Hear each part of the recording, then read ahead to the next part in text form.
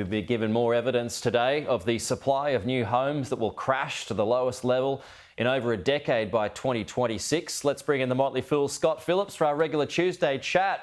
Scott, I guess no one's expecting it to get any better anytime soon. In fact, it's going the other way now, according to this new data.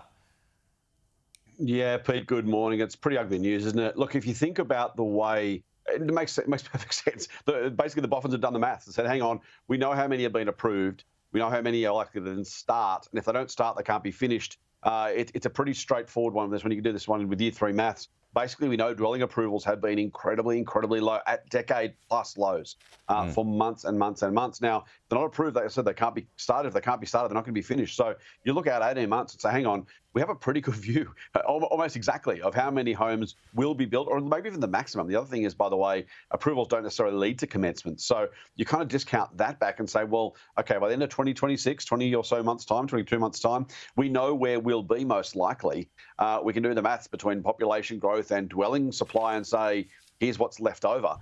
It's a pretty ugly set of numbers, mate. And the real risk is, even if you wanted to do something, and frankly, governments have made plenty of announcements over the past couple of years, 18 months at least, there is very little sign that any of those announcements are having any impact at all on supply. And if they don't, those homes simply won't be built.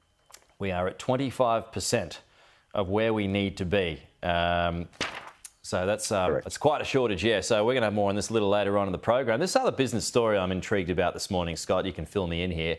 Deloitte, it's launched the biggest overhaul of its global operations as the Big Four firms seek to cut costs.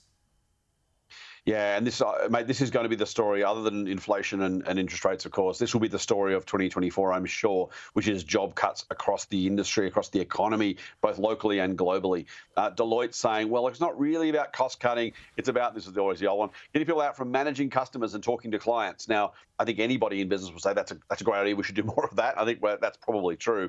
But the reality is, mate, you don't do that if you have the right number of people already talking to clients or the right number of clients. So realistically, whether it means job cuts or simply fewer staff being appointed or new staff being hired, that's where we find ourselves. Yeah. It doesn't take much to look around at the economy. We've seen the big banks, BHP, other people really cutting costs quite hard. This is going to be the story of 2024. Unemployment will unfortunately creep up as a result. Hey, just a quick one here. And this is always the case when it comes to the RBA. Different economists say different things. Yep. Some people thinking let's talk about the cut. Some folks think the first cut's coming September. It's definitely not going to be today. Others are saying, well, it's not going to be until this next year. Where are you leaning at the moment, Scott? Yeah, we saw 5 prominent economists yesterday saying not till next year, and Shane Elliott out overnight, the ANZ CEO, saying the same thing.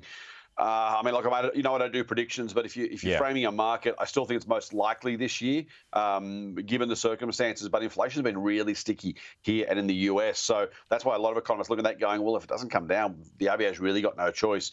I would suspect, mate, I've said before, I think September was probably the favourite, not an odds-on favourite, but probably the favourite. I got to say, I think it's drifting out. So this year, probably now 50-50 realistically for those reasons. Maybe. Yeah, all maybe. Right. Maybe Melbourne Cup, if we're using sporting or racing parlance. Hey, Scott, good to see you as always. That's right.